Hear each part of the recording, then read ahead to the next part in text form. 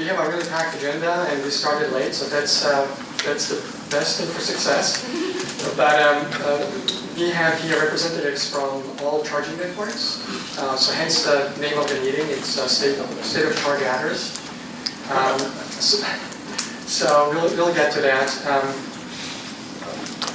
We also have a couple of products we wanted to introduce to you. So one from Aerovironment, and another one from EMW from Redwood City.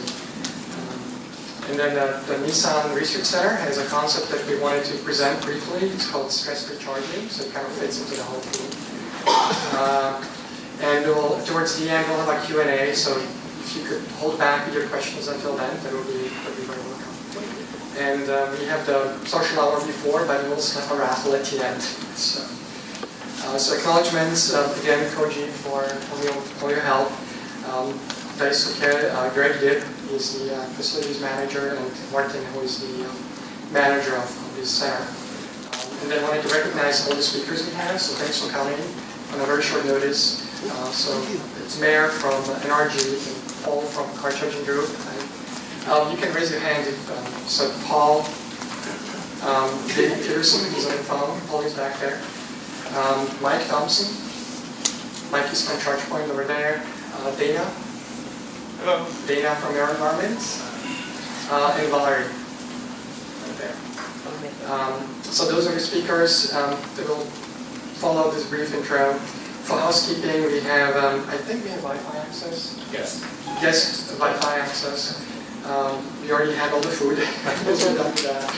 And I think we plan to be out by 9. I appreciate it. Okay. Restrooms, if you haven't found them, it's I think towards the kitchen and then to your right. There's an attendance list that I will circulate. If you haven't signed in already, we would like to have your email address if possible, so we can inform you about future events. So let me make this really brief. I'm not sure if you heard this term. There's many other terms. Charging rage, charger rage, something in rage. And I wanted to explain how they came about. So I think it was used casually by various drivers. I had friends that used charging rage or charger rage. Then there was an event back in April last year at the BMW Research Center. And my team actually used this first time publicly. That worked, charger rage. And the solution for that was Charge Now. So it was a kind of needle presentation we gave there. I was interviewed by the Science of Mercury News on January 9th, and this is when I used the term.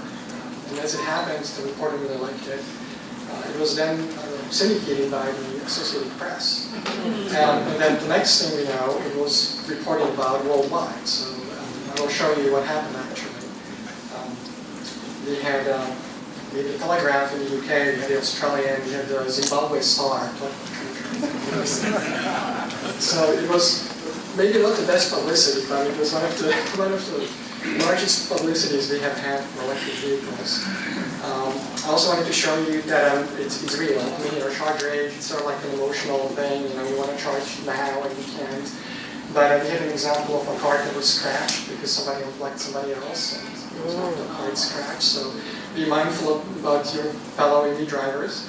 And then this is this facility that saw the leaf called police. Because the other driver told him, could you please unplug? So it's real, it's rare, but you know, be careful out there. And I will beat through these slides really quickly. So I wanted to show you when you go on Google now and you Google charge rage, you get 37,000 results. Charging rage, 8,000. Charger rage, 5,000. Gas rage is actually only 5,000. So it's not real. And I'm trying to make an intro to all the presentations you will see from the charging networks. So as a reaction to this charge rage, we had a lot of sort of media interactions, a lot of people asking, what is this? So is it the drivers? You know, do we have UEV drivers that are just mad? I don't know, could be, right? Could it be infrastructure? So this is actually Nissan in Fremont. This was down for several months. It might be still down today. And then the last thing that we heard, and this is very fair, you know, can be just all shared. And this is actually an EV driver curious enough, somebody else, a test driver did that. But then in the end, as we were discussing this, somebody said, I think it was Maddie, that it's in fact a common theme. It's the tragedy of the commons. So when you look at this, cars charging, but this is sort of like what people did with the cattle, right? You would bring your cattle out to the public grounds, and it was free, so you would graze the public grounds until you couldn't use them anymore. So we have a similar situation with the charging infrastructure. So it's a combination that we think of all things. You have EV drivers that are not familiar with the etiquette. You have free charging, which induces people to go and charge there as much as possible. You have charging infrastructure that might not be keeping up, and you will hear from the charging networks about that. So I kind of put this little picture in there. It's the same thing. But there's a solution to that. There's multiple solutions to that. We're very hopeful that we can solve this. And so we'll let the charging network speak. They all have updates about what they have done. They all have their own presentations, which I hope I have. Hi everyone, thank you so much for coming tonight and for having me here and listening to me. My name is Mare, as he gave a beautiful introduction. I work at NRG, and I joined NRG around 6-7 months ago, and I had actually NRG eVGo. But I've been with the parent company for 2 years now, and I was in Philadelphia, and I'm originally from California, so I wanted to come back, and here I am, just trying to contribute to the EV industry. So this might be repetitive for some of you, but it might be new to others. NRG is building the first of its kind ecosystem for residential, workplace, and public charging stations. And we're hoping to couple that with an affordable, simple plan that would work and meet most people's charging needs. So that's our goal. We are very customer driven. We just started launching we just launched in California, and our goal is to actually tweak our product so we can keep the customers happy. So you guys have to bear with us as we actually make something that works for everyone. So we are part of NRG Energy, which is a Fortune 300 company, and our CEO is very passionate about the EV world. He personally owns 3 EVs, so he has this vision that all cars in 2025 in California are going to be EVs, and he wants to make sure that the infrastructure is there to actually make this happen, because if people have that range anxiety, where are they going to charge if they want to get from point A to B? They won't go necessarily if they're going to go lease a car or purchase a car. They won't go and buy or purchase an EV, but they would go for a gas car. So that's why we see the importance of having this infrastructure in California. So as I mentioned, we're a very big company. So NRG is the largest competitive power producer in the United States. And we are currently serving 2 million retail customers. So this is definitely, we are customer driven. We want to make customers happy, and we think we have the tools to do that. So our goal is to serve you guys, the EV drivers. So that's what we're going for here. So as I mentioned, we have different charging solutions. We have solutions for public infrastructure, which we usually, for public stations, we usually tend to pick locations that are along the highway and probably most likely less than 0.5 miles from the highway, so it's easy access. You can go in and out very easily, get off and on easy, and we want them to be, we want some sort of retail engagement. We don't want you guys to be charging there for half an hour and getting bored, not knowing what to do. There's nothing around, so that's why we target places like Walgreens and Whole Foods and malls where you can actually go engage in something while you're waiting for your your car to get charged up for that 15-30 minutes. And also we have workplace solution as well as multifamily. So we are investing $100 million in the infrastructure, and 50 million is going to public stations, and 40 million of it is going towards multifamily and workplace solutions. So our goal is to provide charging station solution, level 2 charging station, to workplace locations as well as multifamily. So if somebody like me that lives in an apartment and wants to drive an EV can do that, even though I'm a renter and I don't have my own home to be able to install my own charging station.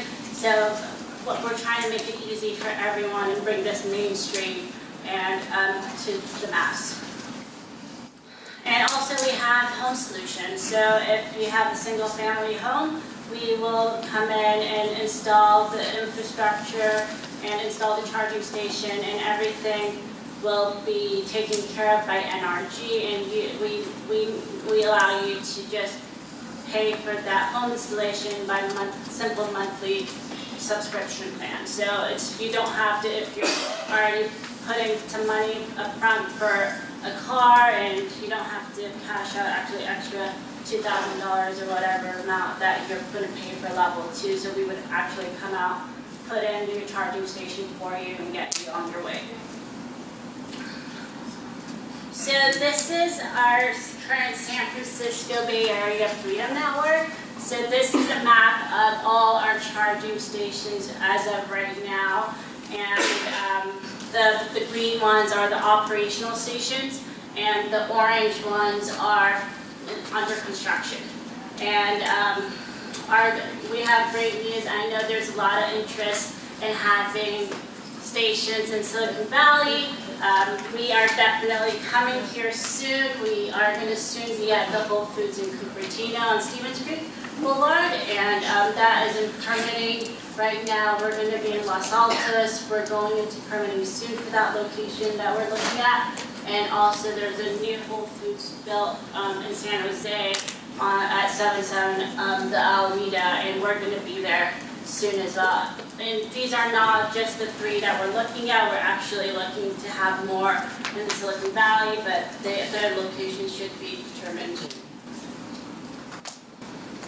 So a little bit about our plans. So currently we have a variety of plans, but again, we're looking to get market feedback and make sure that we are addressing all the charging needs that is needed in today's market. So right now we are offering home plans where NRG would install, service, and maintain a 240-volt level 2 wall-mounted charging dock, and you would pay, and it starts at $39.95, and this is for a basic EVSC, and it's a 36-month contract. So that's the only amount that you would pay if you would want to get a level 2 installed at your single family home. And we do have on-the-go plans. We have 2 different types, and this is the on-the-go plan is the plan that would give you access to our Freedom Network, and it depends on your charging needs. Each person's charging need is different. I personally, since I don't have a charging solution at home, when I'm using the SF BayLEAF, I actually have to rely on public infrastructure. So I charge at our stations quite a bit. So I at least charge 2-3 times a week. So if you charge, it depends, the more you get use out of it, the more the monthly subscription plan makes sense. So you only pay $14.95 a month plus 10 cents per minute of charge. And you're not limited, so you're not paying a flat fee for certain minutes. So if I just need to be at Whole Foods for 15 minutes or 10 minutes, I'm only paying for that 10 minutes. And it's just that $14.95 will give me access to all the charging stations in the area. And our goal is to have at least 70 of these stations in the area. So we are right now at 7. So we're going to get there soon. Our goal is to have these 70 within the next 3 years. But so we're definitely, you're going to see these charging stations every 5 miles, hopefully, as you're going along any kind of freeway that you you're traveling. So that's the on-the-go total, but then we do realize that some people do not need the subscription plan. So some people have a home charger and they have a workplace solution, and they just maybe occasionally want to go to Sacramento or Vacaville or any other location that is kind of far, and they have that range anxiety and they want to just make sure they're not going to be stranded. And it's a one-time use. If they do only two charges per month, then a flex plan makes sense. So our flex plan, it's a $0 per month plan where instead you just pay $4.95 per session of charge plus the 20 cents per minute of DC fast charge. Also, if you sign up for the flex plan, it allows you to not actually, you can skip calling the customer service, telling them, oh, I'm at this station trying to charge. So it saves you time, and you know that you're just going to get charged per charge basis, but then you don't have to worry about calling it. So that's the quality the value it adds to your life. You do realize that is $12 an hour per charge. That's for the DC. That's for the DCFC. So if you want to charge per hour, you use the level 2, and that's only if you're going to be on the flex plan, it's $1.50, and if you're going to do the total plan, it's $1 per hour.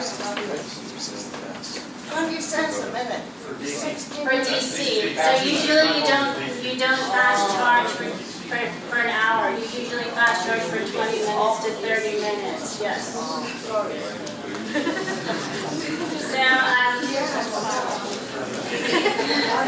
yes.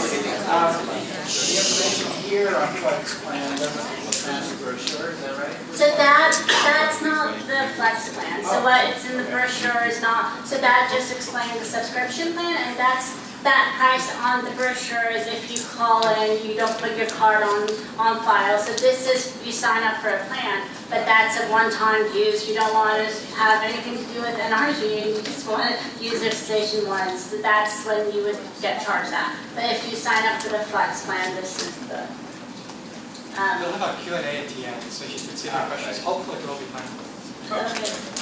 Well, and we do have multi-family and workplace charging solutions. So, and as I mentioned, that we are investing $40 million in this infrastructure. So if any of you folks think that you would like to bring this to your multi-family location or to your workplace location, just let me know, and I can actually direct you to the right person that can get you on your way. So, and then once you do bring that to the multi-family again, we have plans for that. So that is the end of it. Thank you so much for listening to me.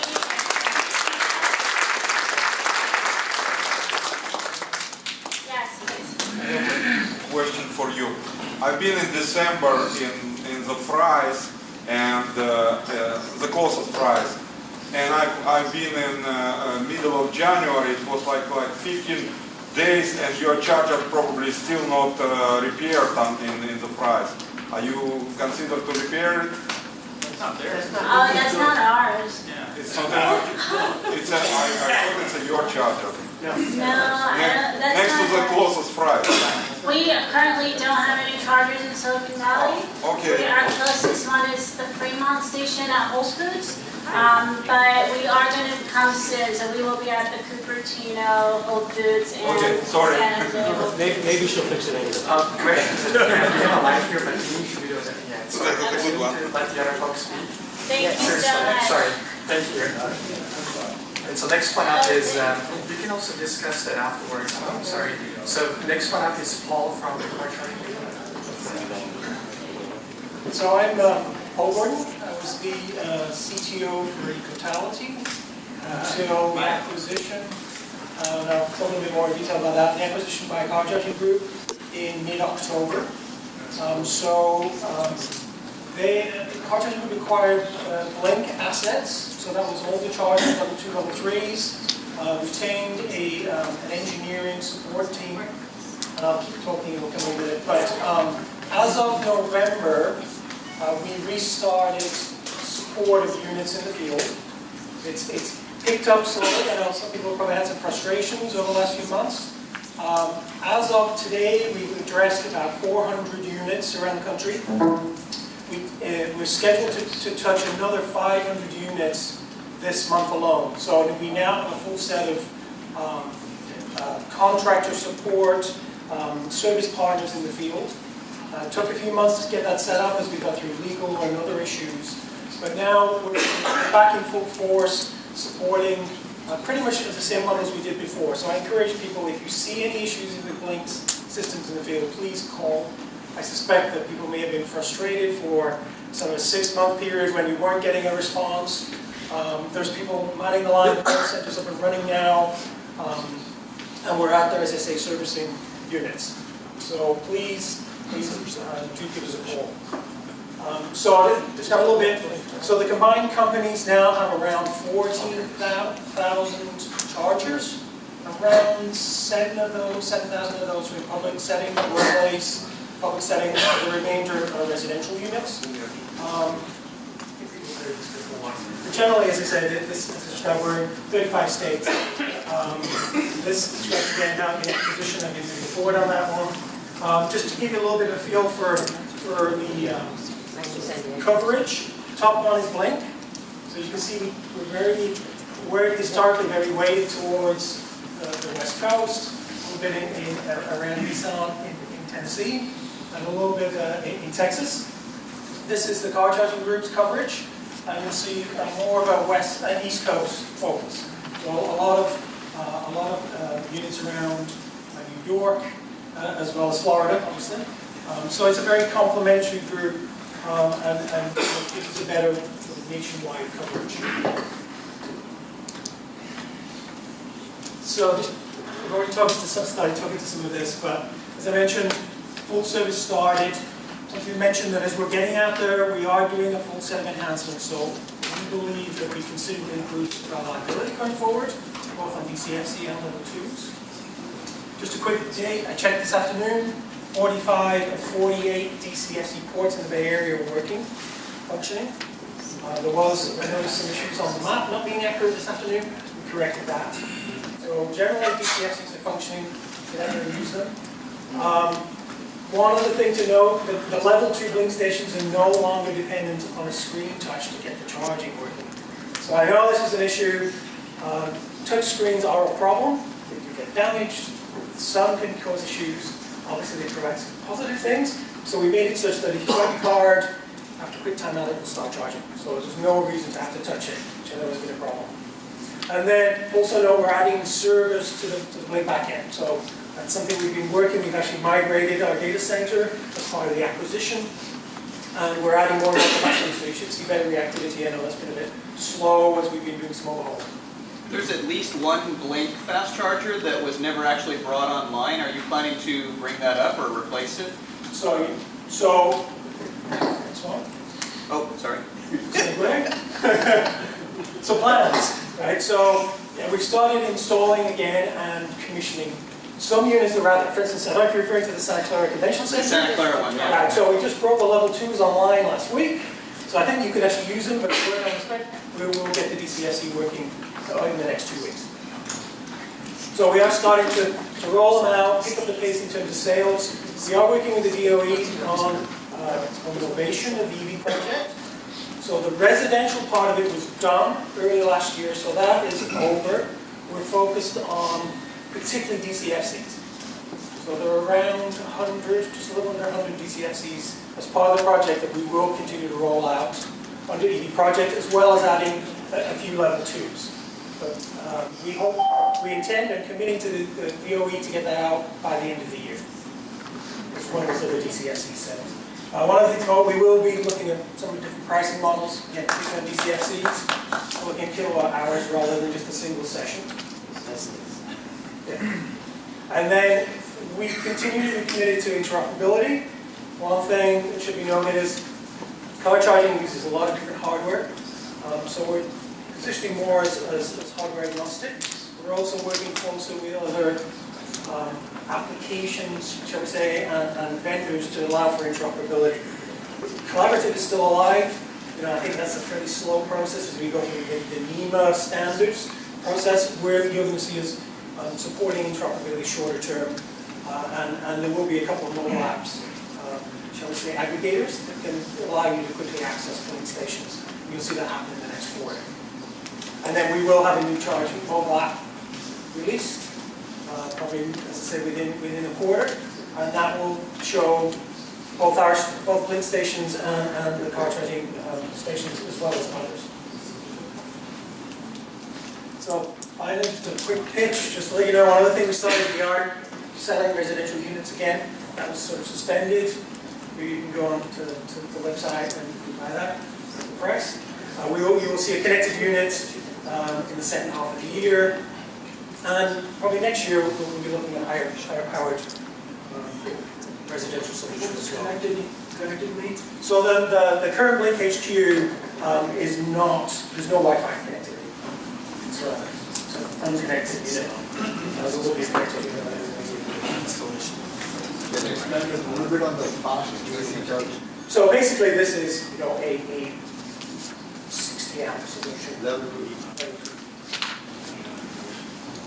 Still TBD. And that's it. Any quick questions? No questions?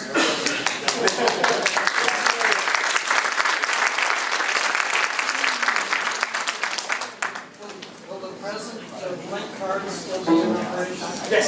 And in fact, one thing I forgot to mention is there's a bunch more Blink cards there. I know they've been hard to get recently. But if somebody wants to grab those, just go online and activate them. But yes, the Blink cards still work.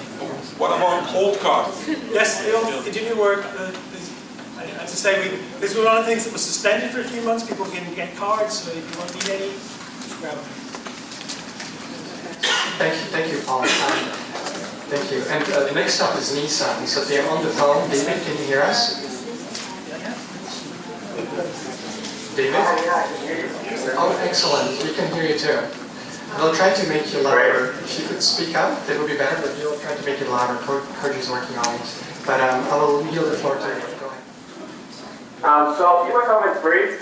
And for those of you who don't know me, I'm with the EV infrastructure team based in Los Angeles, and I manage the Western US for infrastructure development. There's a little bit of feedback, but I think I can talk through it. So I'll keep my comments brief. I know it's pretty boring to listen to somebody over the phone and not in person. But for those of you who don't know, our approach to infrastructure is really a three-pronged approach where we believe to have access, ideally to have access starting in three places: at the home, at work, and in public. And at the very minimum, we hope you have at least two of those three. And so to that end, we take a multi-stakeholder approach to developing infrastructure, and we focus on three areas. One is public DC fast charging, dealer DC fast charging, and workplace charging. And I just want to give a shout out to Jeannie, who's in the room. Jeannie, if you could put your hand up. I don't know if you're putting your hand up, but Jeannie's done a tremendous job of developing workplace charging in the Pacific Northwest, really everywhere that's north and west of the San Francisco Bay Area, or really actually the Central Coast, all the way out to Hawaii. She's doing a phenomenal job. And we're also working on improving the driving and charging experience all the time. We really are advocating for interoperability in the sense of really minimizing the number of RFID cards that drivers carry, and really looking at other payment mechanisms. And we'll be making some more announcements in the near term about what we've been doing in infrastructure. I know a lot of you have been asking for public announcements, and I can understand how that's frustrating to not know what's going on and yet see chargers popping up all over the place at Nissan dealerships and whatnot. So we understand that, but we'll be making some announcements soon. As you know, this is a national undertaking, and so there's a lot of things, a lot of elements here, a lot of variables. to consider, so please bear with us. And really, I'm very much interested in knowing more about charger rage and the issues you've encountered. And I know this sort of blew up in the news, and I read about it on the blogs and comes in on my news feed, and I read about it and I think, wow, this is real, it's happening. Now I've experienced it myself. I've been iced many times, and I don't have a home charger. I rely entirely on public charging, so I know how frustrating it can be. But I really want to hear sort of at a nuanced level what the issues are. It helps, I think, categorize things. I heard about DC fast charging issues and people just sitting there charging to 100% when really they should charge probably 80, 85% and then be on their way, because really that remaining percentage, that additional 15% can take up to 15, 20 minutes sometimes. So, but it'd be helpful to hear that, hear what the issues are, and I also want to hear what ideas you have for solutions, because we're always open to solutions and ways that we can help improve the driving experience. So I'll keep my comments brief and end it there, and I look forward to the continued dialogue. Thanks.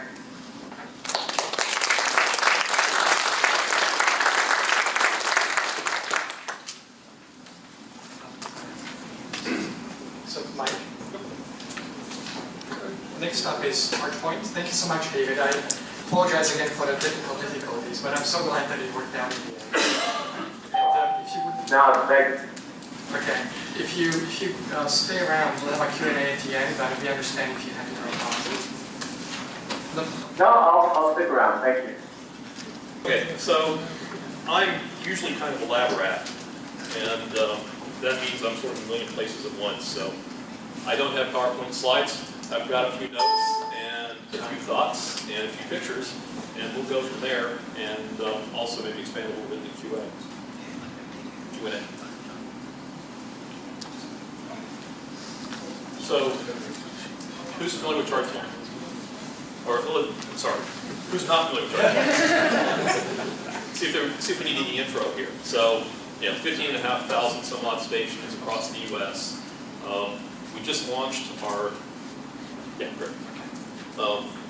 We just launched the 5.0 version of our web portal, and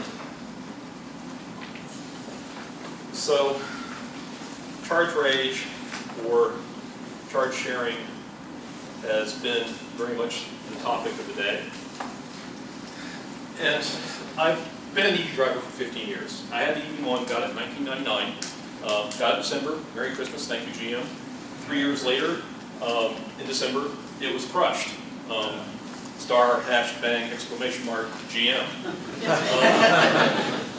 So I talked to the technical dealer and said, well, get me a RAV4 EV and let me have it in November because my EV1's going away in December. I said, oh, 500 cars over 2 years, blah, blah, blah. Well, they did 250 cars over 1 year, said there was no demand, when every one they made got sold. So I don't know how that translates to no demand. Anyway, I got the RAV4 EV, which I still have today.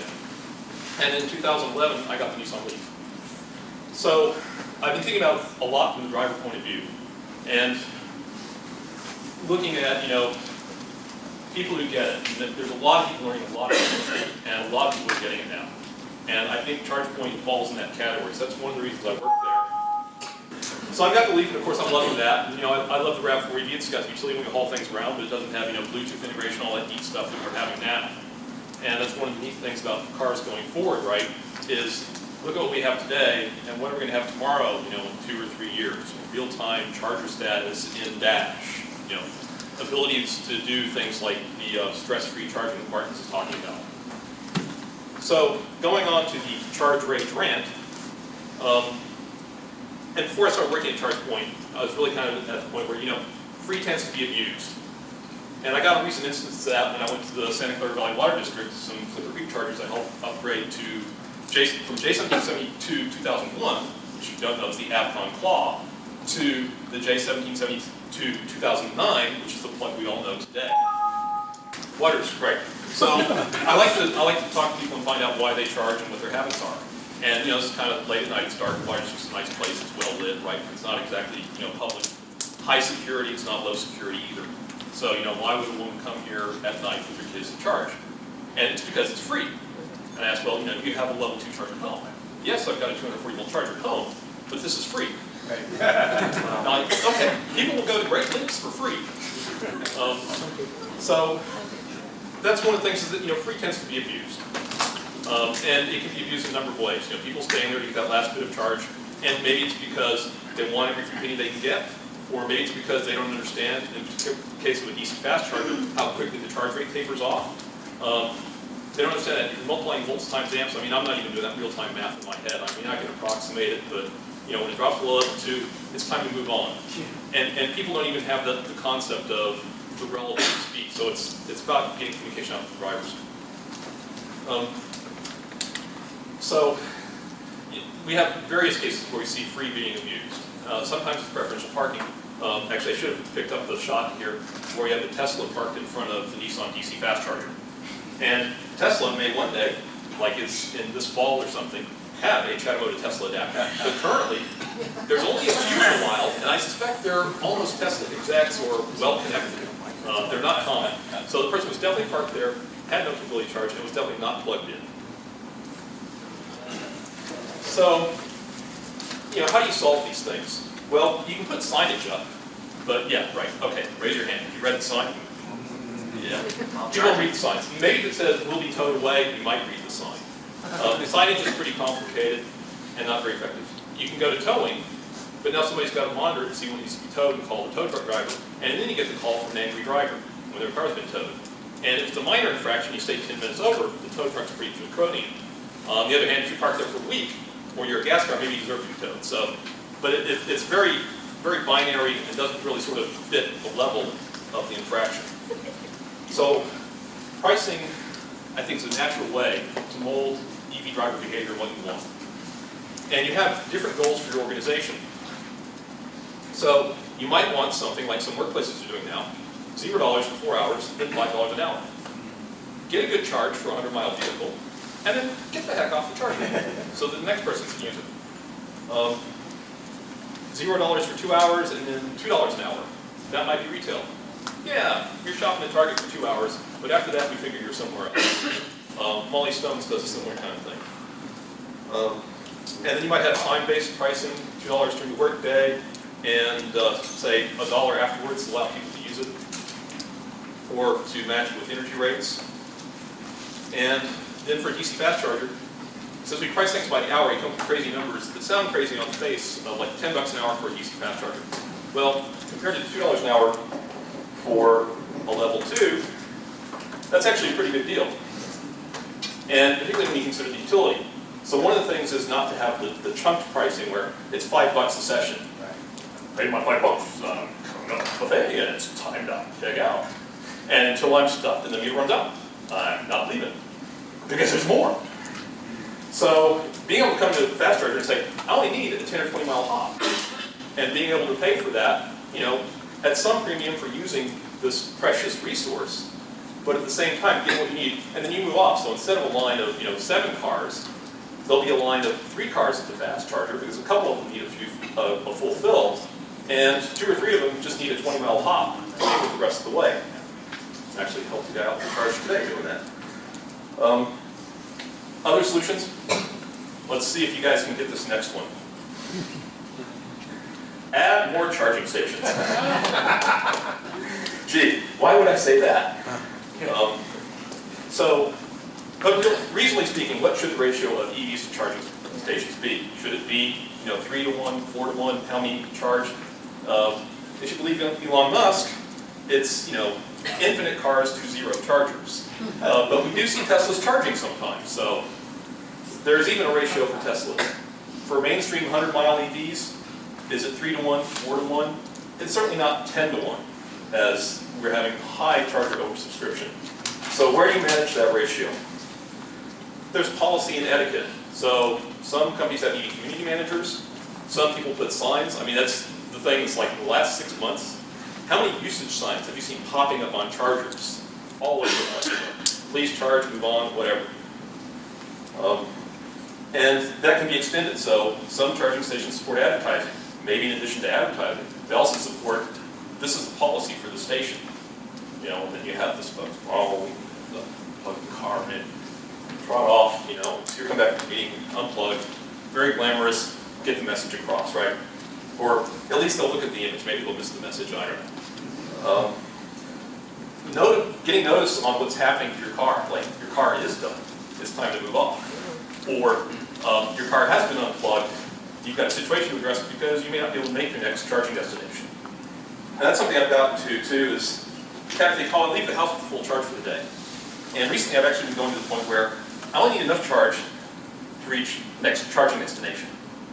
So maybe I'll do a 100-mile day someday, but I'm actually doing it in 10 or 20 or 30-mile hops, the next charging destination. So if I pick up a couple hours each destination, I've got well over the range of my pack by just charging to the next charging destination.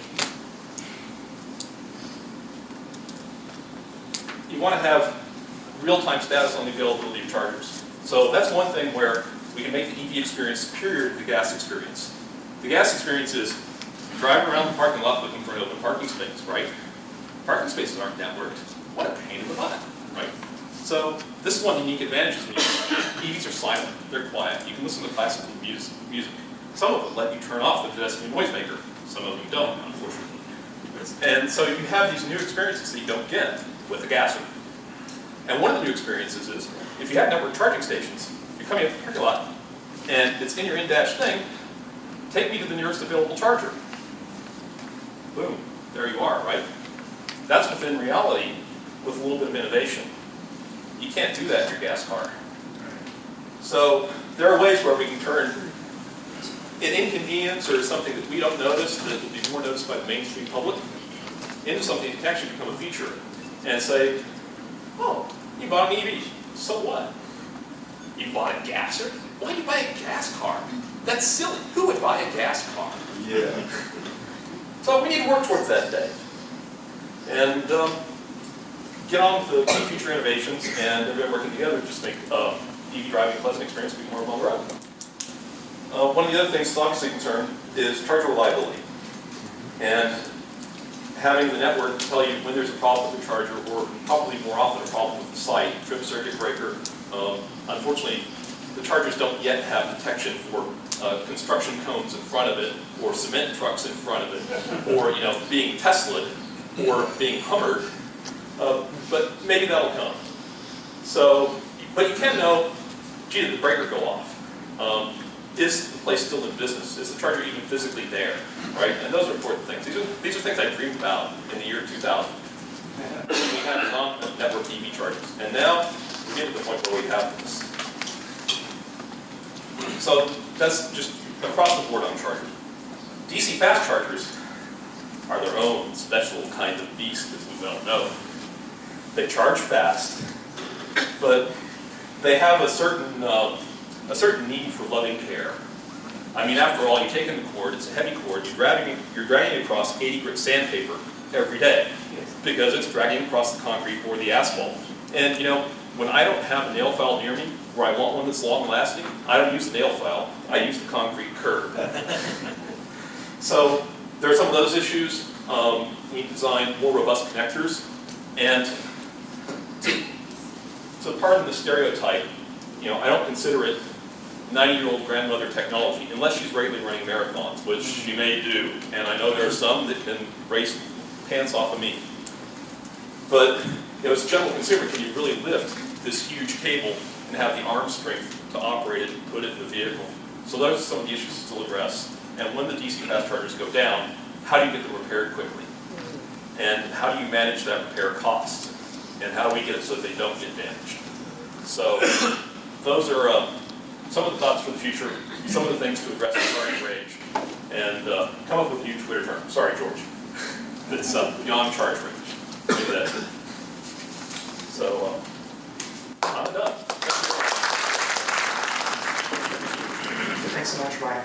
Next up is Forrest from Plugshare. I wouldn't expect it, but I know the floor to him. Show the website and I'll load it for him.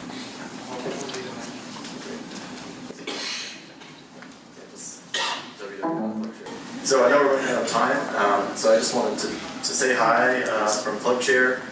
Hopefully most of you know that we exist. We're out here to serve you guys and to get people to the stations that they want to get to. And I just wanted to bring up a couple of things that maybe you don't know about. So, oh boy, I'm a Mac person. Somehow this is coming.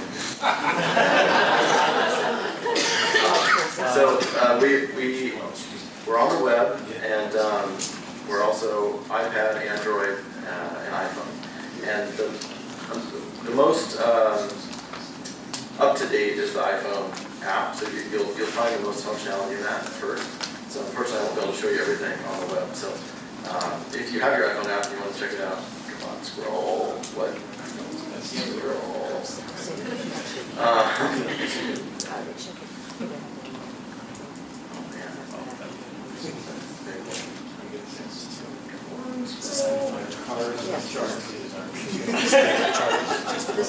I could go to any station, but I just wanted to show you stations that I know about so that I don't waste my time. But I didn't get scroll. Next hard station to be honest. Okay, so if you look at stations.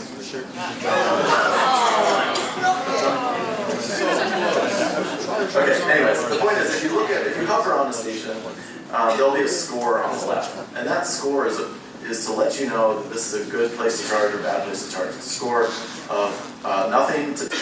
So if there's no score at all, it means not enough people have gone, checked in, taken pictures. You're not going to be completely guaranteed that station exists. Someone might have added it, or that station might be down.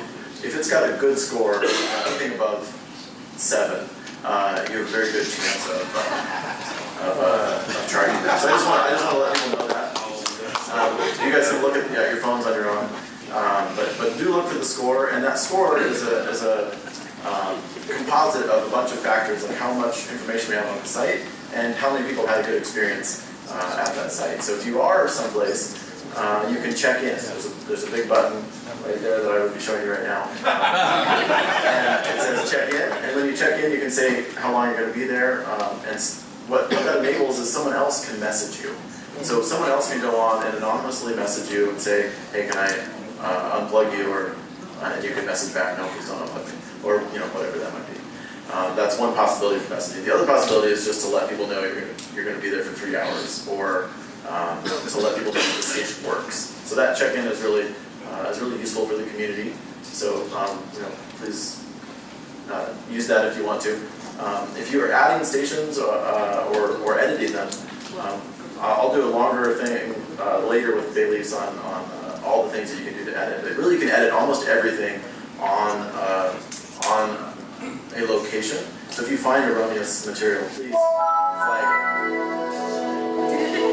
it. And then the last thing I would say is that there are stations that you can pay with now on Plugshare. SEMA Connect stations, which there's the ones that my favorite ones are up in the Embarcadero Center in San Francisco. They're a little on the pricey side, which means there's nobody there ever. So you can just go down, and one cool thing is you can, because they don't lock their nozzle, you can just plug in your car. If you don't get reception, walk to your meeting and push pay with Plugshare on the way. It'll automatically authenticate it, and it'll give you an update right in your Plugshare browser on how your charge is going. So that's a direction that we're moving. We'll be rolling out to more networks soon, but I just really wanted to show you PlugScore and pay with Plugshare, 2 new features on Plugshare. Thank you.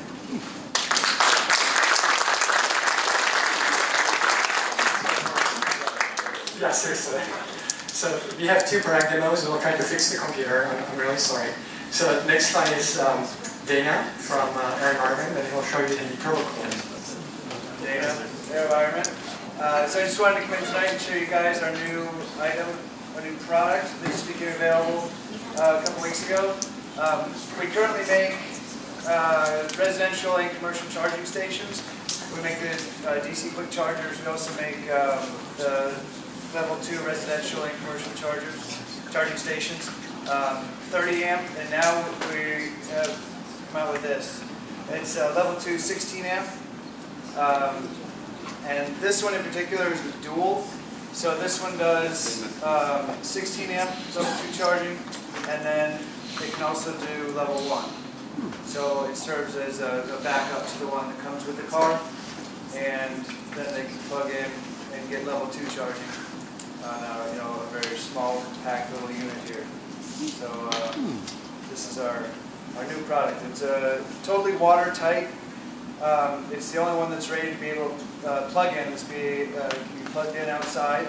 It's got a thermal sensor inside, so if there's ever any overheating or starts pulling too much power somehow, then it'll shut off. And they've been developing this for the past couple of years now, so everyone's really excited about this. It's, Can you show everything? what's that? Can you show everything? Everything. Here it is. Okay. Yeah, it comes with a 20-foot cord. It gets all tangled up when you put it in a bag. What's the maximum amperage? What's that? What's the maximum amperage on that? 16. It runs with a 20 amp breaker. And So it puts 240 out volts? 3.84 kilowatt hours. What's that? How many volts? 240. 240 or 120. We're making it in both configurations, so you can have the dual, like this one, or you can have it as just 240. How much is it? Retail is $649 for the dual and $599 for the level 2 alone. Yeah, and they're available if you wanted to get one. They're at a lot of the Nissan dealerships in the area, and also Fiat. Nissan of Stevens Creek, Nissan San Jose, Nissan Premier Fremont, and also the Fiat dealerships in San Jose and Fremont are going to have it. Fiat does have an electric car, yeah, they do. Just one.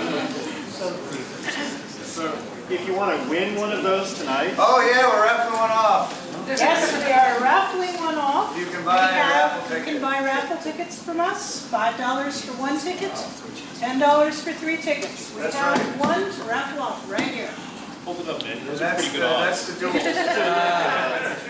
Much better than the weatherman getting it right. But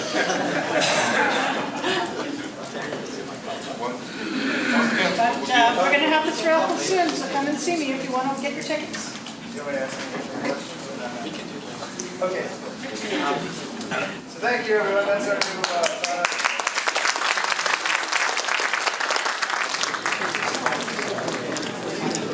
So we'll have a Q&A with all the speakers afterwards. Next up is Valerie. Thanks. Half the audience knows us, Electric Motorworks. So we're a small company. Been around for about 3 years, working on some electric conversion solutions first, and now a lot of the charging systems. So we have DC charging systems, AC charging systems, variety of products. So today I was asked to talk about some of our most recent charging systems. There's some here. Some of you had a chance to take a look.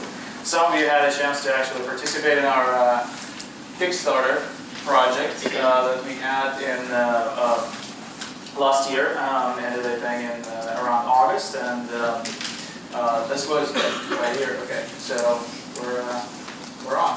All right. So what we do is driving adoption of EVs through open source technologies. And in this case, I'm going to talk about just the charging technology. So what you see here is one of our juice boxes. So we call our charging station, level 2 charging station. It's also here. So it's really exciting to have this real. This was a Kickstarter project just a few months ago, and now it's a real product with everything basically designed on Kickstarter backers funds now available. The base version over there is in rectangular enclosure, is available pretty much now. The charger that you see here is still a 4-week lead time delay, but it's pretty cool, right? So, do I click through or? Yeah, okay, right. All right, so I talked about this. So 500 units of this are already in operation, mostly in the United States. So pretty good momentum, given that we had it available only starting from about August, September. The kit, which is do-it-yourself, basically you get all the components, maybe 5-7 components. PCB is already assembled. The kit is about $150. You just add cable and assemble it together. The top of the line, what you see here is about 700, which is 60 amp cables, LCD showing all the parameters. It's connected Wi-Fi, and you can set up time of day charging, energy metering, all that good stuff. You have little remotes that you can control your unit with. Okay, next. Sorry. So remote monitoring and control can actually be done with just a $100.49 kit, right? Now this is a we're still working on the exact interfaces here, but so this is how it. Yeah, so this is how it looks on our website if you have one of the Wi-Fi connected units, right? So you can see the charging of your car here. So this is the energy in session, this is the energy over lifetime, and the right side, actually, if we were able to see it, it would show how many dollars you saved by driving electric, right? Given your electricity rates and gas rates in your area. And this is the sort of instantaneous power, right? So on this station, which is actually one of the stations at my house, right? This is a RAV4 EV, and this is a Nissan Leaf, 6 kilowatts and about 10 something. All right, so pretty good, interesting thing. We're also working on the full control, API driven. Now all of this is open source. The code base and all the designs, hardware, software, CAD are all available and uploaded on our site.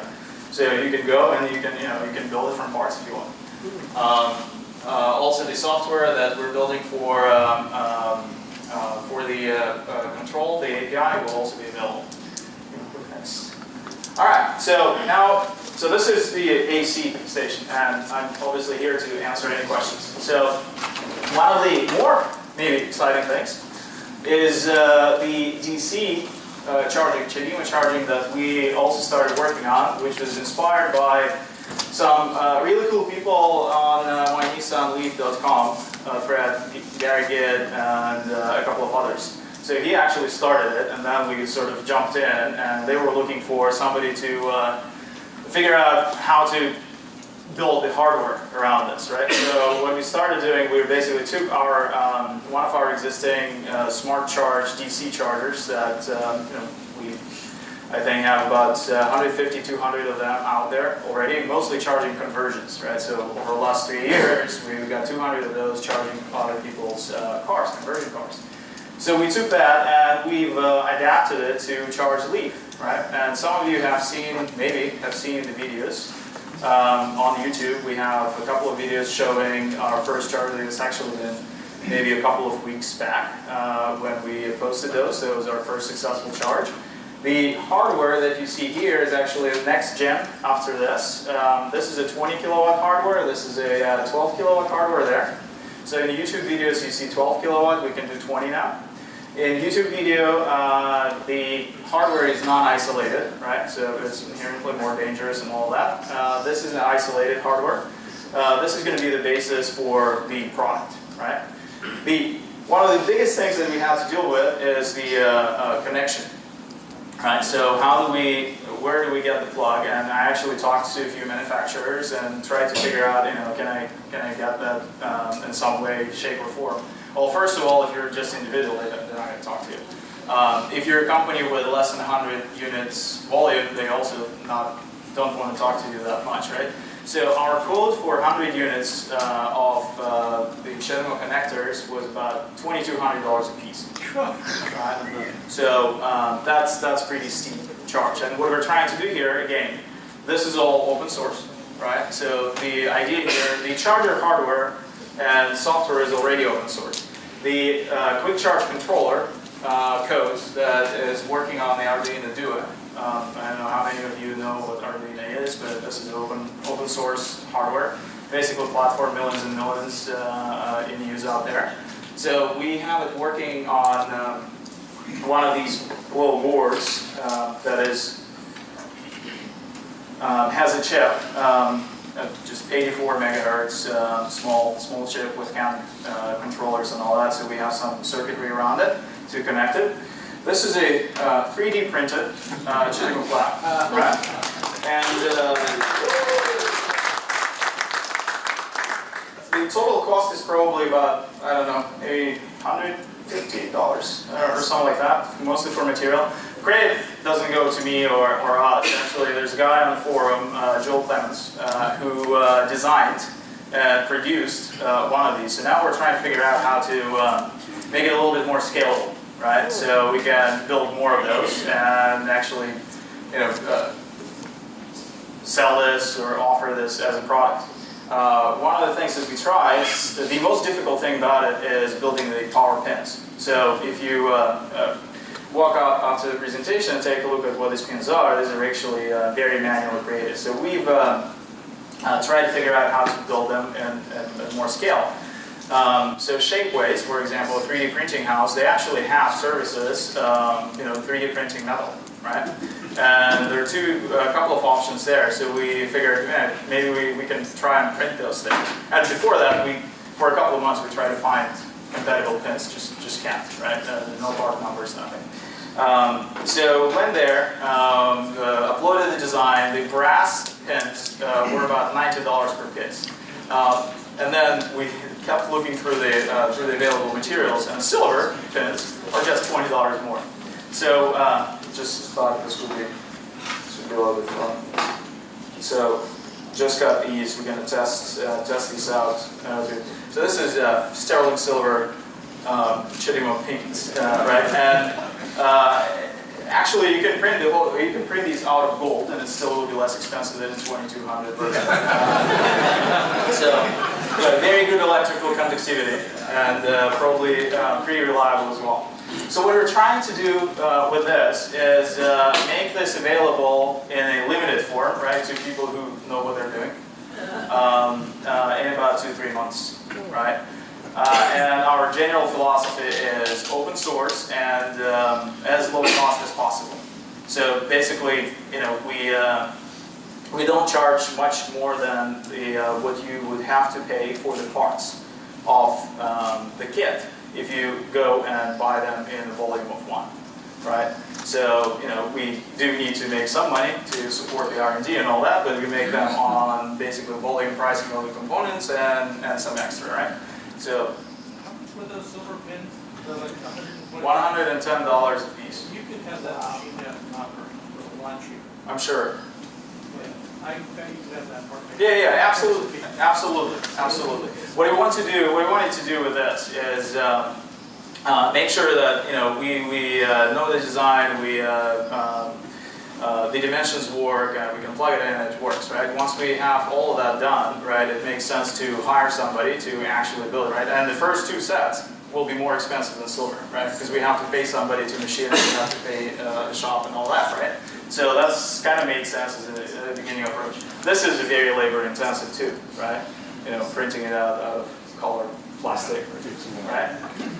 Okay, do I have anything else? What I would be interested in hearing, maybe after, if you walk up to me and talk to me, I want to be interested in, like, should we build it, and how should we launch it, and how much you guys would pay for it, right? Now, to give you an idea, this is all probably going to be about 1/3 to 1/5 of the cost of the fast charging station today. But it's still going to be several $1,000s, right? So we were trying to get to a point when it makes sense as a residential device, right? So you can plug it in your house. It works off the single phase 240. And there probably will be a couple of versions because the communication protocol is the same. We've got to figure it out. It will work. So we can plug it in with the 10 kilowatt. We can plug it in with 20 kilowatt, and the pricing will probably be different as well, right? So we're interested in what you think we could get away with, basically, right? Yeah. So how many amps of 240 would that take? Well, it's 20 kilowatts, which is this unit is about 85 amps. That's tough for Yeah. Actually, it doesn't 85 amps. It doesn't exist. You cannot find the actual. You cannot find a connector. Fuse. Oh, you can find it. You can find a breaker. You can find a 125 breaker and plug it in. I have a supercharger, ADM. I use 100 amp breaker. That's oh, okay. You mean the wall breaker? Yes. Yeah. You can't find the residential NEMA plug that would support that, right? most nowadays have 200. Means you need a car. Right. So and that was the point, right? So we thought about what power level would make sense, right? You know, it definitely doesn't make sense to go to 50 kilowatt in the residential setting, right? And 10 kilowatt doesn't make sense because all you guys have 6.6 in the car already, right? So it's kind of, you know, well, maybe okay, you know, give you that. But it still makes a little bit less sense, right? So it felt like 20 is about what you can get away with in a typical residential, even 150 amp service, right? And would be a good step up. Yeah, so. Look, they're going to be hardwired. What's the problem? You can spend that much money on the product. What's another $100 to hardwire it? You don't need plugs. Hardwire it. Yeah, exactly. I mean, so the connection will be, I think, will be less of a problem. Sub-panel. So I'd love to hear what you think, but after you know, we have limited time, but it's cool stuff. You know, we're very excited.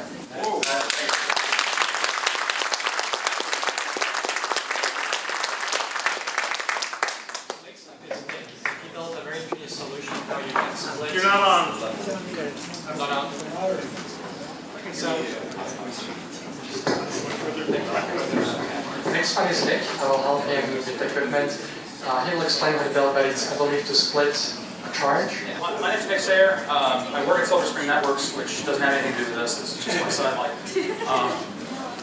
I bought leased a Fit EV in April of this last year, and started charging at work. And Silver Spring Networks, being a supplier to the electric industry and being in the Bay Area, has an even higher concentration of EV ownership than is even the level around here, which is already extraordinary. I think if you drive down 101, you can see all the green and white stickers in the carpool lane every morning. The management was very kind, and they put in a DCFC and 6 level 2s, but those are still oversubscribed. And they're oversubscribed to a large degree because of the large density of Leafs and plug-in Priuses and Volts, which charge at 3 kilowatts for the most part. I do realize that this 2013 model year of Leafs, some come with a 7.2 kilowatt charger, but the fleet by and large still is 3 kilowatts on the slow side. Additionally, for whatever reason, a lot of the people who have Leafs were reluctant to use the DCFC. I still can't quite wrap my brain around that one. The DCFC sits idle most of the day, and you know there's Leafs plugged in 4 abreast on the line of blinks that they have. So I stopped short of saying that infuriated me, because that's taking it too far. But it seemed to me like, gee whiz. You could put 2 Leafs on the same charger, and they'd still charge at the same rate of speed. They still charge at 3 kilowatts a piece, and the charger would be, since it's a 30 amp unit, would still be able to go.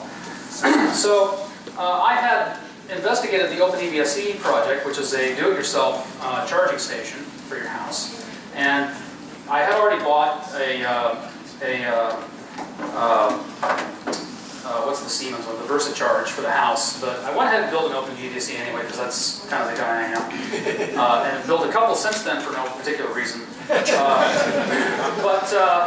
That got me into a whole new hobby of mine, which was based around sort of the Arduino microcontroller engineering software and hardware system, and so on and so on. And I said, well, so why couldn't you build some kind of way to charge 2 cars at once?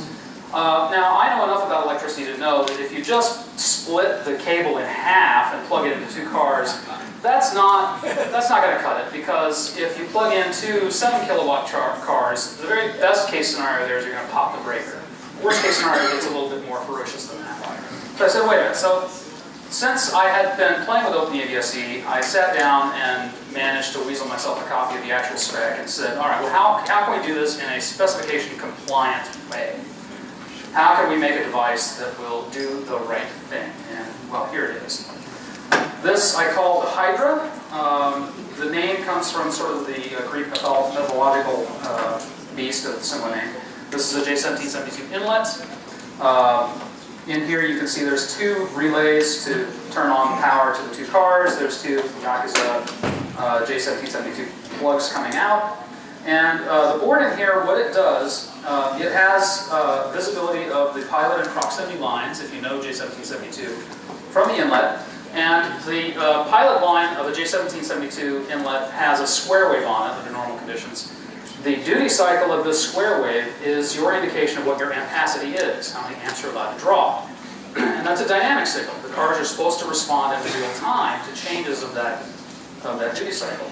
So, okay, all right, so I wrote some firmware and made a controller that was able to generate pilot signals going out to each of the cars, and also watch the proximity lines on the inlet, and also be able to, if necessary, send a proximity signal to the two cars for various reasons. If you tried to unplug the inlet, we need to really quickly tell the cars to shut down, and really the fastest way to do that is to jimmy the proximity signal.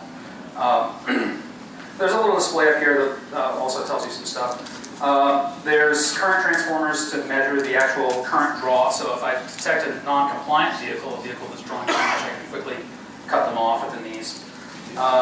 So there's some rules in the firmware. If there's only one car actually charging and two cars plugged in, the car that's charging gets the 100% pilot, gets all the power it wants.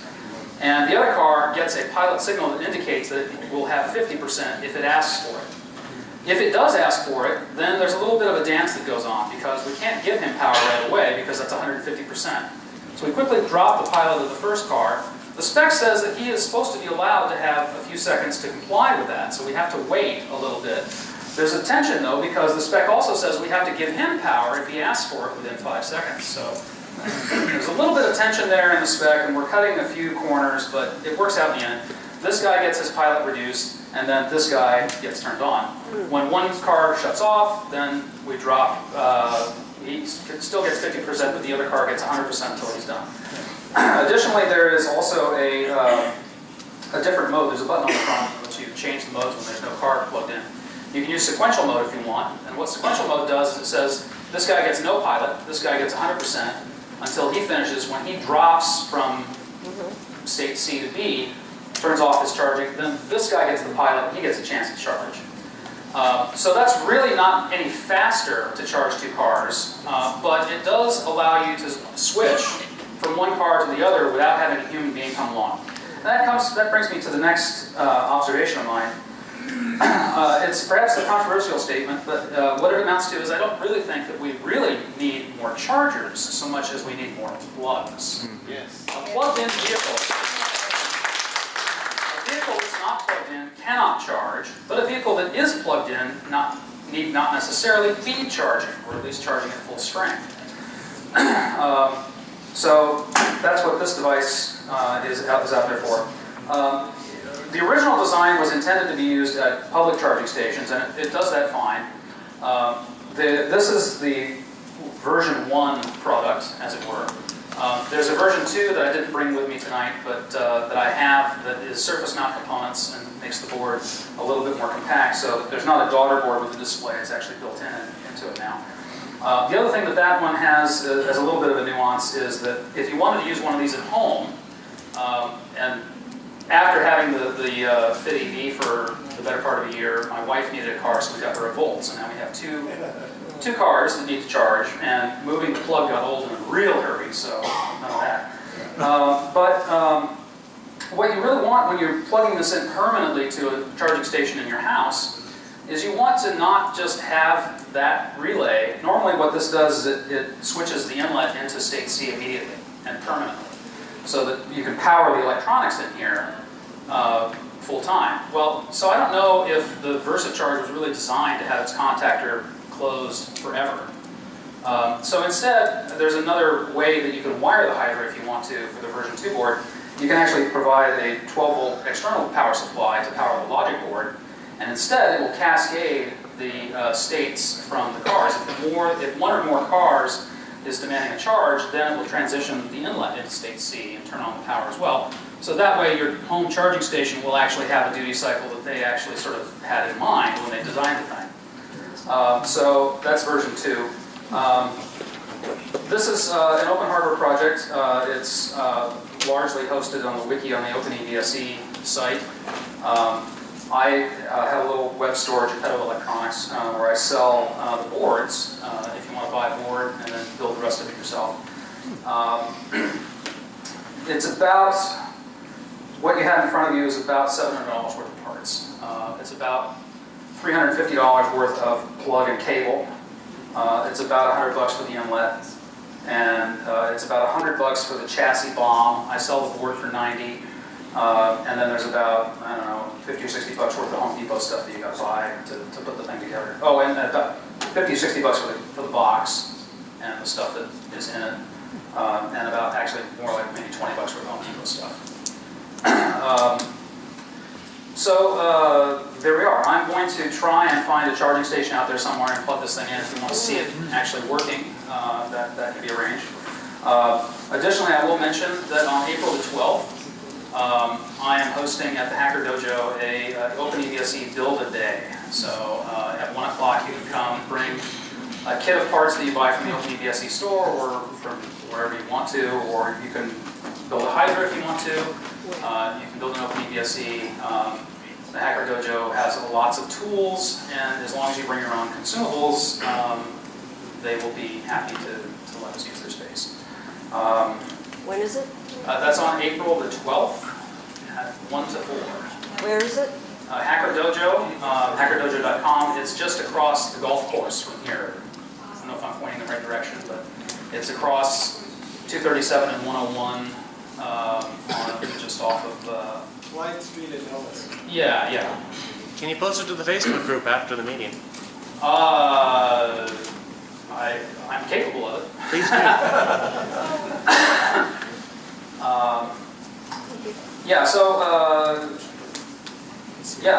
I just this is good if you get a second electric car in your house, then you don't have to move the plug in the middle of the night to charge your cars, and you don't have to have an electrician come in and wire a second eVSE. And it's great to take on the road to plug folks in.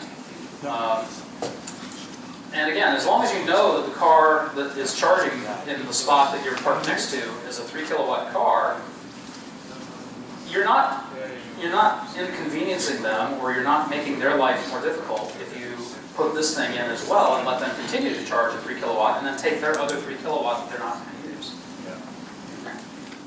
Is anyone thinking about actually building one of those into an Open eVSE so you can have a dual-tailed eVSE? There's been some discussion about it. You could replace the inlet, of course, with just straight, 240 volt wiring coming in, and then change the firmware to not detect the incoming pilot, but instead just have a configuration value. Chargepoint, of course, their most recent charging station can be wired to do this same thing. I don't know what that does to their pricing models and stuff. I've only seen the installation manual, but if they're going to charge the same hourly rate, it seems kind of a rip-off to deliver half the power. But so you're doing around. So being in the audience, I have a question. Station controls the pricing. Okay. But can they change the pricing depending on whether they're getting 15 minutes? No, we have to. I'm sorry to cut you. We have another presentation from Nissan. It's a free-for-all, I promise. All right.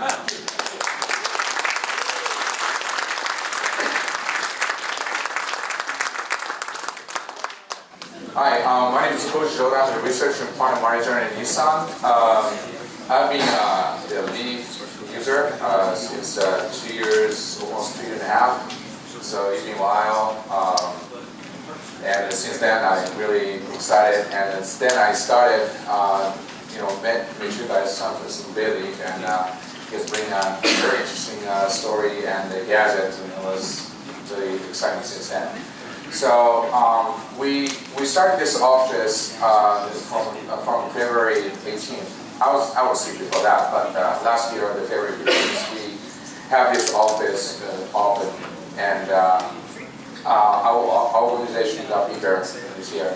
So here's this topic I'm preparing today is what we are doing, the so-called stress-free charging. But before we get to there, let me talk about what we are doing here. So we have a 3 scope of the area that we are doing. We have about 20 people here.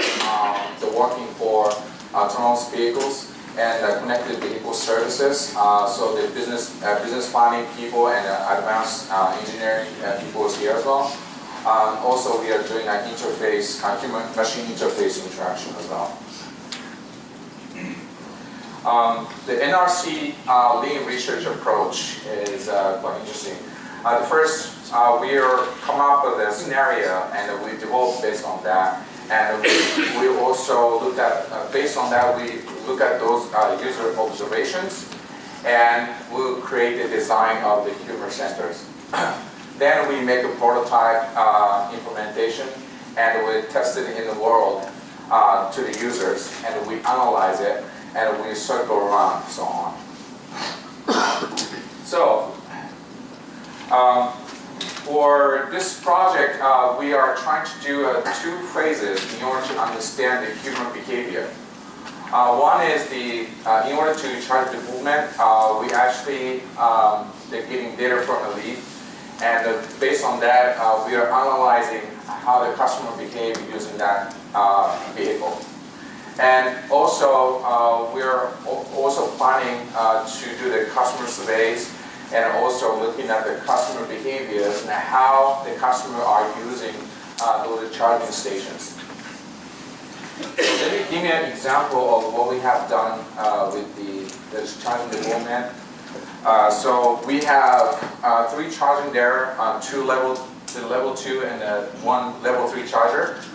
And we really appreciate the charging there, and we get this result. And so the first, second, third is the best people. We picked up one of the people who have been used this facility. So number 1 person have been used 129 times. And total is 1,112 times. And in count as an hour, that's 1,961. And in the overall, 14,598 kilowatts hour. So the reason why we're doing this, we're trying to understand how the customer behaves and trying to improve those user experience. Now, at cost, then I'm sure all these numbers will be done.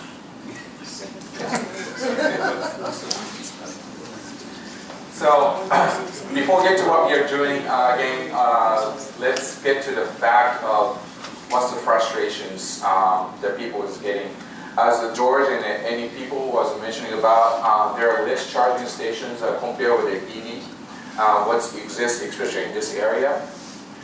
So, for the point of a leaf, it has been 3 years since we launched the Leaf. And as of the January 13th, 2014, we have sold 100,000 vehicles in the global, and which is a 45% market share. And more charging are needed, obviously. Those are the example of the company. They have those charging stations. The Google is actually a rare case. During their cutting edge technology company. So they installed the 500 charging station, and they do have the need for the 300s, and others count as 400 more, 100. The Cisco, they have the 500 EV, and compared with that, the charging station only 80. So then people are struggling to charge every time they go. The charging stations in the eVGo, they have subsidy of $250, and because of that, a lot of employees are buying the EV. This is not the latest one. I'm sure it's more getting greater. And they trying to improve the charging station, which as of last year of this summer, it was only the 12th, but they're increasing as well. Yahoo, they have the 100 EV employees, but the charging is only 22. And the SAP, recently they had the article, and they also claim that they're frustrated because there are 61 EV charging EV users, but the 61. So as you can see, everybody's struggling and they're trying to compete each other, who's coming first at work, and trying to plug in first. Otherwise, maybe they can go home or they pay more, right? So, how can we improve these situations? The one way is expand those charging stations. Obviously, that Jamie is working on it. But we are taking another approach, which is using the connected service and understanding what the other customers who's charging are doing. So looking at the behaviors, having those sensors in the parking or the charging stations, and also the vehicle data, we will be able to predict so when the customer will finish by that time. So you always curious that that car over there is still blinking, but we never know when it's going to be finished. But if we could predict that maybe 5 minutes later it will finish, then you just wait for 5 minutes and you'll be able to charge. Or you want to move those customers out from that parking spot, they're not charging. What if we access to a call or the email and I'll call them back to move the vehicles. And also we synchronize with the schedules, and so we'll be able to understand how much the charging the customer needs. So this is still the proof of concept in the idea level, and we are trying to install those the sensor and understand more the customer behavior. And we believe that will improve those customer relationship between EV owners, and also that we'll have a less stress-free for the charging experience. So the questions I have here, this is the still proof of concept, and as we talk about this lean of the circle, that we are going through those customer survey and do the proof of prototype, we need to more understand what you guys have been experienced. So the first question is, what are the struggles in the daily in the charging line? Does everybody have the opinion? There's not enough charging stations. Mm-hmm. Well, not enough plugs. Sorry again? Not enough plugs. Not enough plugs. Okay. What else? Not enough spaces to park your car in that are reachable by a plug. Not enough spaces. Okay. People, their cars are charged, they don't have courtesy to come and get it out. They use it as a parking spot, even though the car is charged. Right.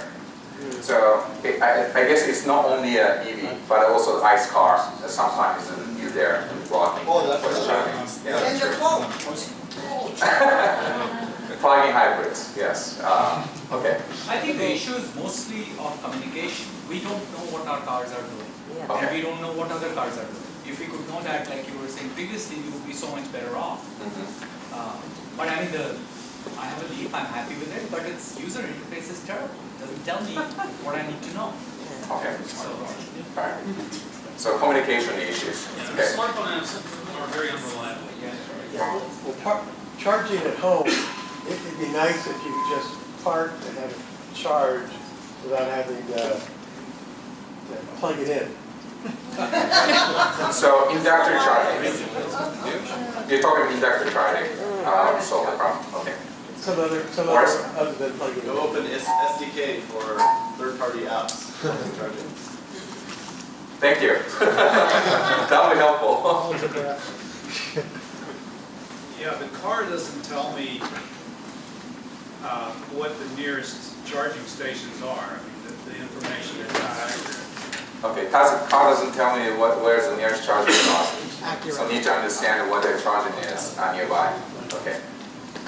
How is Nissan intending to change the way that it currently displays charging? So, for example, clearly this is not something you thought of before, because if you go up to a Nissan Leaf in public and all the lights are displayed,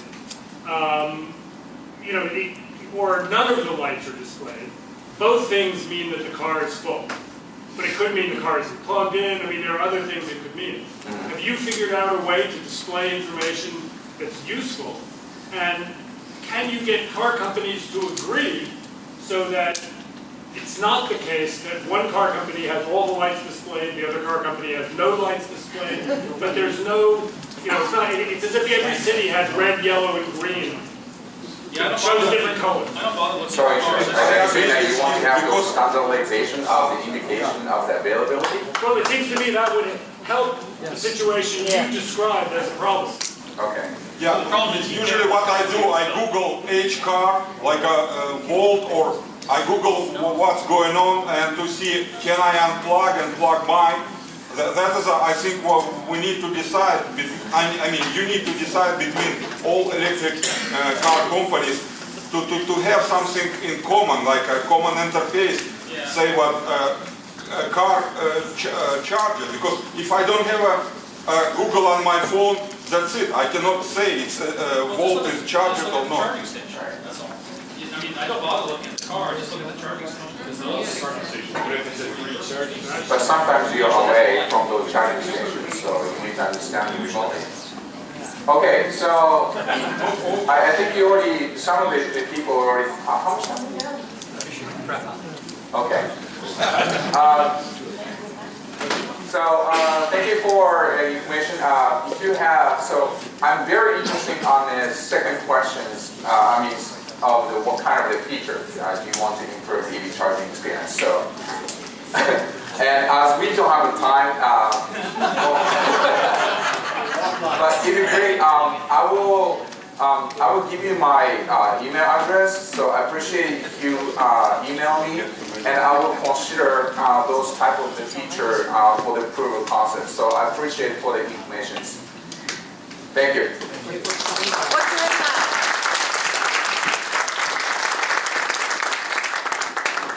What is your email? So if you're on our mailing list, we will let you email you and let you know what's going on. And then an RTM announcement, and then it's all it's a promise. And the raffle. So if anyone is interested tonight to sign up for a subscription plan, I have our invitation cards to give out, so they can just come to me and we can discuss. Well, thank you. So I put up the future events out there. You can have a look at those. Meanwhile, man is going to set up the raffle. So I'm lucky here to get the turbo Chargepoint from Aerovironment. I have a volunteer to come take a ticket. Waiting. Oh. So I did buy, so I'm very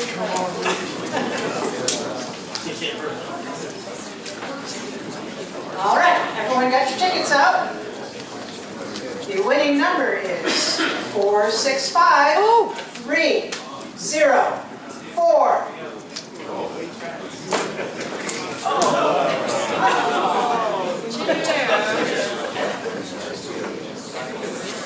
All right.